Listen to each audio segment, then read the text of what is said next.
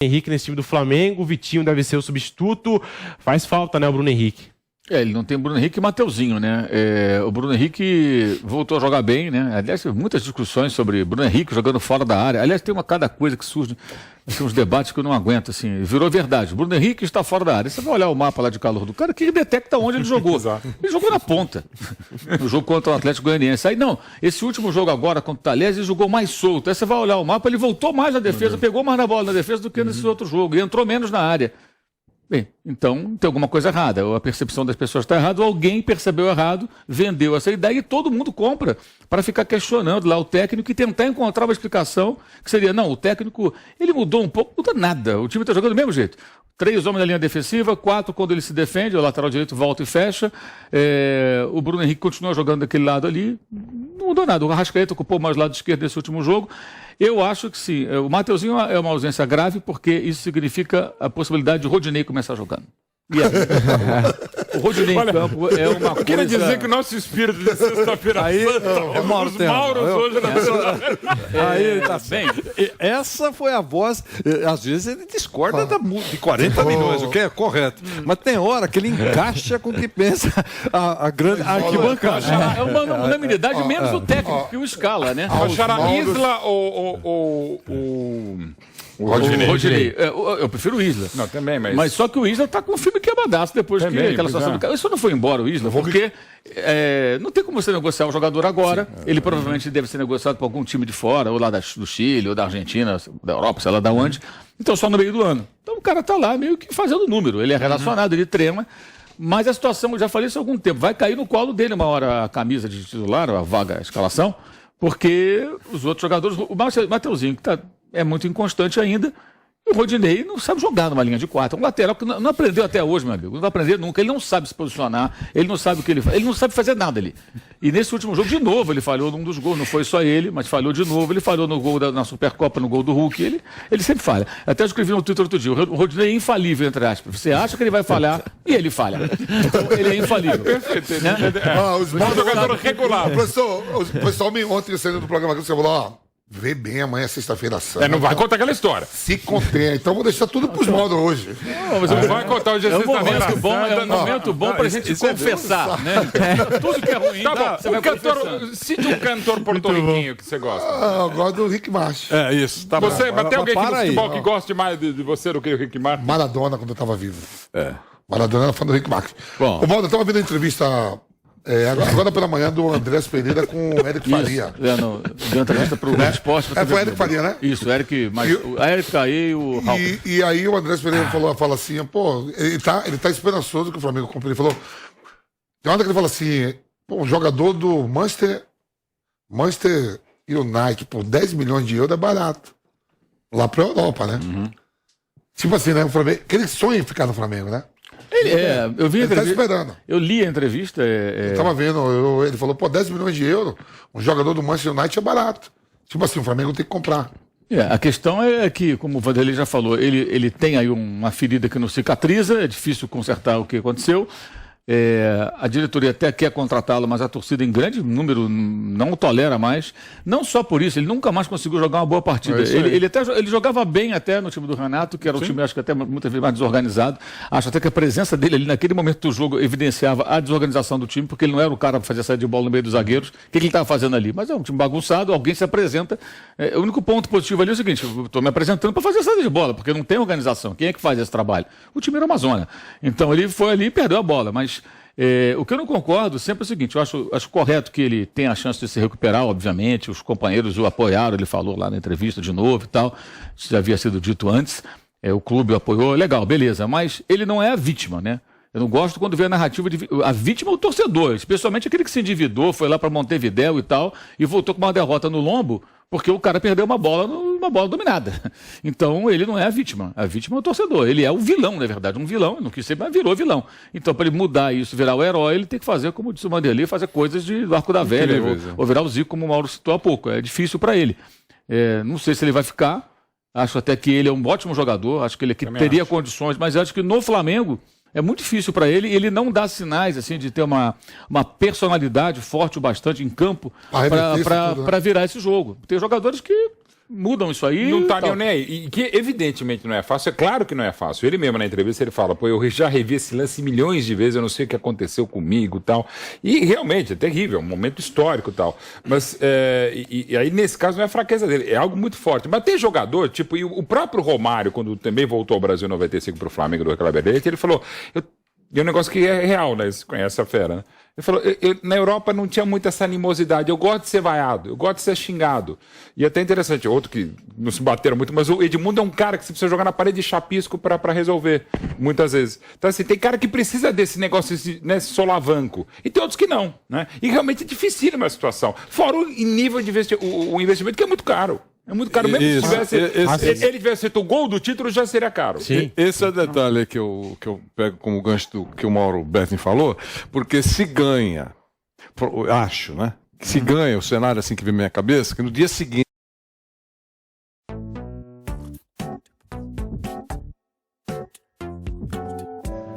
Quem vê essa cena hoje não sabe que já foi assim. No dia seguinte, o Flamengo compraria, todo mundo aplaudiria, o jogador importante, aquela coisa toda, tá, aquele clima todo de vitória, comemoração, alguém assina o cheque. Aconteceu o que aconteceu. Lá, se fosse no dia seguinte o acordo para assinar o contrato, o cara que tem a caneta na mão já vai pensar duas vezes. Aí a repercussão, tá certo? Tem a repercussão, o cara vai avaliar. E depois começa a fazer conta. Mesmo para o Flamengo, que é um time que tem dinheiro, não joga pela janela, mas tem dinheiro, pode fazer algum investimento mais forte, é um preço. E o tempo que passa não ajudou em nada. Tipo assim, ó, vamos repensar. Talvez se a gente dividir igual o Carnezinho aí, em 10 vezes, não sei o quê. Mas começa a pensar, é uma compra adequada? E todo mundo sabe o que o Flamengo viveu, ainda vive, com relação à turbulência interna e do outro lado, de torcida. É duro para alguém, por mais, olha, com respeito, com mais irresponsável que seja, assinar um valor cheio de zeros. Não é fácil. E para você ver, desculpa, Vanderlei, em cima do mesmo lance, o outro lado, né, que é o Daverson, não vai ficar. Digamos, e assim, não estou falando que devesse ficar, mas assim, é uma dívida de gratidão. Por exemplo, eu brinco, o Ademir da Guia fez agora 80 anos, a gente está organizando um jogo de 80 anos ali no Allianz Parque. E eu falo, Ademir, eu quero que você jogue bem. E ele está realmente treinando, ele joga, enfim, Ademir da Guia, né? Mas tudo bem. Eu falei, de você eu vou cobrar. Eu não posso cobrar mais como torcedor do Breno Lopes e muito menos do Daverson. Ele fez um gol do Deca campeonato contra o Vasco e fez esse gol. O Flávio O Daverson é engraçado. O Daverson é o seguinte, eu acho que digamos assim, a desistência, o Pedro acompanha o Palmeiras, a desistência não é só pelo futebol. Porque o futebol, quando ele entra, o cara decidiu alguma coisa e tal. Primeiro, que ele leva a sério mesmo o apelido Maluquinho. Sim. É o menino maluquinho. Então, na hora que pesa para analisar, ele entrou, fez o gol e foi expulso. Contra o Bragantino. Não é isso? Contra o Bragantino. Algumas coisas assim Contra o Atlético Mineiro, ele quase afastam qualquer tipo de Prado reação. fala que quando o André Se Pereira joga- errou, que a bola caiu no pé dele, falou misericórdia, e agora tá comigo. Você não é o Flávio Prado, Ele não assim? queria. Eu falei, o Daverson, eu senti naquele momento. Não, é só ouvir. Escuta sem a narração, né, de TV, de rádio, o lance, a Conmebol disponibiliza a imagem. Na hora que tá o Palmeiras cantando no fundo e tal, o Andrés Pereira perde e fica aquela. Né? Só que meio que na hora que a torcida percebe que é o Daverson, a torcida fica quieta. Parece um tiro de meta. Foi. E fica o desespero. Eu falei, eu vi contei na pra imagem. ele, Daverson, no ar e fora. Cara, na hora que eu vi, eu fiquei meio assim. Quando você chuta a bola, bate no pé do Diego Alves. Diz que quando ele pegou a bola, olha, você é um retratista da vida. É um negócio impressionante. Porque quando sobrou, eu notei que a torcida praticamente jogou a toalha. Eu não tenho certeza que aquela bola é pro gol. Então, mas Ela então, bate que eu no falar, Diego Alves, o Mauro, o Daverson fala. Eu falei, Daverson, eu morri de medo. Quando a bola bate no pé do Diego Alves, eu achei que não tinha entrado. Ele falou, eu também. Eu achei que quando eu vim com a bola, eu falei, meu Deus. Não posso, se eu não fizer, eu tô morto. Ele disse que quando a bola sobrou, bate, né? e entra. E ele falou, eu comemorei mais o gol do Danilo Barbosa, que a bola bateu na rede no final do jogo, do que o meu. Eu achei que ele não tinha entrado. Quando a bola tô com um sobrou, ele amigo falou, aqui, tem um putz, vai amigo ficar nosso comigo a aqui que- responsabilidade. Quer ver, se puder a produção botar Tá essa sempre, imagem. assistindo o programa, o Frank Souza, ele lá da Espanha. Ele falou, Vamp, ó, tô vendo aqui o programa. O Andrés Pereira ele teve uma passagem pelo Valência, onde não foi muito bem, e com o Granada também foi muito mal. Nem sabia que ele tinha jogado no Valência. na Sim, verdade. ele rodou. O Então, último time dele foi a Lazio, né? Emprestado, antes de vir para cá. A questão assim, de repente você não joga bem no time europeu, mas aqui no Brasil você consegue se destacar. porque Eu é um acho outro que tipo de futebol. Sócrates, Renato. Eu acho que se não tem um erro, Portaluppi. esse erro aí, e não ficasse marcado pelo Flamengo, ele é titular no Flamengo em qualquer time no Brasil. Então, Qualquer time eu do ia Brasil- perguntar isso. Digamos, se fosse um preço mais exequível, ele caberia outro Aí time é grana, brasileiro? isso aí mesmo. Eu acho que sim. Pra mim, a sim. bola que ele joga em qualquer E no nível do campo, Brasil, da América do Sul, claro. Palmeiras é titular no Palmeiras, no Corinthians, Mas pelo, no São Paulo. pelo valor, no digamos se Atlético fosse Mineiro. uma brincadeira de um videogame, pô, você gastar o dinheiro, contrataria. Agora, pelo valor é muito caro. O valor, valor, da entendeu? multa colocado no contrato, ele foi emprestado também do ano, era 20 bilhões. É caro. Quer dizer, já caiu pela metade. A questão é que tem um outro aspecto. Você está contratando um jogador da Premier League. Então os caras não trabalham com as nossas cifras, trabalham com valores muito diferentes. E aí um time inglês não vai vender um jogador que foi titular do time até 19, 20. Ele foi titular do time em 2019, até o começo de 2020, quando o Solskjaer era o técnico, ele jogava. Não vende e faz o quê? Na sua opinião? Eles têm um contrato até o ano que vem, ele pode sair livre ou eles podem conseguir colocá-lo em algum clube europeu. E aí pegar 10 milhões de euros no clube europeu não deve ser tão difícil. Então, para eles, não sei se é tão complicada assim a situação, e convenhamos, né? Com toda a crise técnica que vive, o United não vai mudar de patamar porque vendeu o jogador por 10 milhões de euros. Então, são mundos muito diferentes. Agora, para cá é muita grana. Eu acho que o Flamengo tem um dinheiro para investir, deve investir. Eu sou totalmente favorável. Aquela história que fala assim, o clube de futebol não é banco. Sim, mas o banco tem dinheiro. Quando o clube não tem dinheiro e investe, aí é banco indo para falência, né? Eu costumo ver, banco não costuma ir à falência. Banco sempre tem muito dinheiro, né? Então, tal time não é banco. Não tem dinheiro, não é banco mesmo. Aí vai contratar jogador. Agora, se o clube tem dinheiro para investir no time, então tem que investir no time. Não adianta ficar fazendo caderneta de poupança, aplicação de fundo de investimento, bolsa de valor. Não adianta, o clube não é para isso. Superávit. Superávit. Então, abre aspas, eu já vi 1 milhão de vezes o lance da Copa Libertadores. No momento estava muito claro o que eu ia fazer e a bola acabou escapando. Já vi 1 milhão de vezes para ver o que aconteceu e o que eu poderia ter feito. Não só vi, tive vários sonhos. Sempre lembro da ação e falo, por que eu fiz aquilo? Agora eu tento olhar nos gols que eu fiz e focar nas coisas positivas, fecha aspas, a declaração do Andreas Pereira, mas a verdade é que acabou o clima no Flamengo, né? Não tem como. Eu não vejo mais o Andreas Pereira jogando no Flamengo pelas cifras e pelo momento, né? E outra coisa Mauro também Betti. que a gente tem vivenciado em outros lugares também. A impaciência e muitas vezes a intolerância de quase todo mundo, né? A gente viu várias situações. O próprio caso do Cássio, que a gente comentou, que é um caso de polícia. O Flamengo deve ir a campo com o Santos no gol. O trio de zaga, né? Arão, Davi Luiz e o Felipe Luiz, que também joga ali no sistema defensivo. Estamos de volta. Para você que está no rádio, no AM620, esse é o bate-pronto aqui da Jovem Pan. Domingo tem em São Paulo e Flamengo, Flamengo-São Paulo, às 16 horas, com a cobertura completa do microfone da Jovem Pan. Estou trazendo aqui o provável Flamengo, que deve ir a campo com o Santos no gol. Aí vem Arão, Davi Luiz e Felipe Luiz, Rodinei, né? O Mauro César já destacou a possibilidade aí do Rodinei entrar nesse São Paulo time. faz assim, mas Comemora.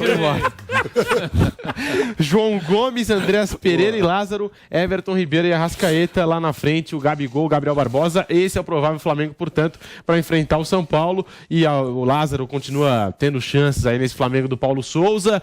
O Paulo Souza ainda continua sendo, né, Mauro César, questionado por parte da torcida, a Flá Mimimi, tem essa história aí do Jorge Jesus. Tá de folga, Ela ele tá de folga. Religiosa. A Flamengo ela é uma facção Ela tem um muito dia religiosa da torcida, então na sexta-feira santa ela fica reclusa. Né? Não sei se nas redes sociais ela Come é ativa bacalhau, nessa gente, noção. por favor, não Entra- falando comer entra bacalhau, na não é uma alusão esportiva, não é Reclusa uma em todos os rivalidade. lugares, né? Bem lembrado, Reclusa em entra todos na os lugares. clausura. Isso, Nesse tipo de período, Medita, né? medita. Essa não medita. Mas tem essa história, né, Mauro? Do Paulo Souza, a comparação com o Jorge Jesus, né? Pegaram os números dos dois no começo, né, de trabalho aí do Paulo Souza e do Jorge Jesus. A gente tem até a arte para você, tem ali os números ilustrados, mas enfim, o Paulo Souza já começou no Flamengo com 16 jogos, 10 vitórias, 4 empates, 2 derrotas, 70,8% de aproveitamento, 35 gols marcados, 13 gols sofridos. Já eu vou passar aqui os números do Jesus, mas são números parecidos, eu acho que só muda a quantidade de gols sofridos. Agora sim, ó, na tela para você que nos acompanha aqui com imagens no canal do YouTube Jovem Pan Esportes, ó, a comparação entre os 17 primeiros jogos no comando do Flamengo. Flamengo, Jesus e Paulo Souza. O Jesus, 11 vitórias, 4 empates, 2 derrotas, 72,5% de aproveitamento. É o mesmo aproveitamento do Paulo Souza. Aí vem a diferença, né? 36 gols marcados para cada. O Jesus sofreu um gol, né, a mais do que o Paulo Souza, 15-14, e grandes chances por jogo, 2,9 do Jesus, 2,8 do Paulo Souza. O que dá para tirar desses números, hein, Mauro César Pereira? Assim, eu acho que essas comparações são... eu não gosto muito delas, não. Primeiro que o Paulo Souza tem jogos do Campeonato Carioca ali. O Eu Jesus não precisava tem, falar mais nada. né? Pronto. Então isso já derruba essas duas tabelas aí. O Jesus é um técnico melhor que o Paulo Souza, é óbvio. Não é isso que se discute, me parece. É um técnico já mais maduro, né? Acho que mais pronto. E o Paulo Souza é o técnico que está tentando ainda se firmar, tanto que ele largou uma seleção que vai à Copa do Mundo, né?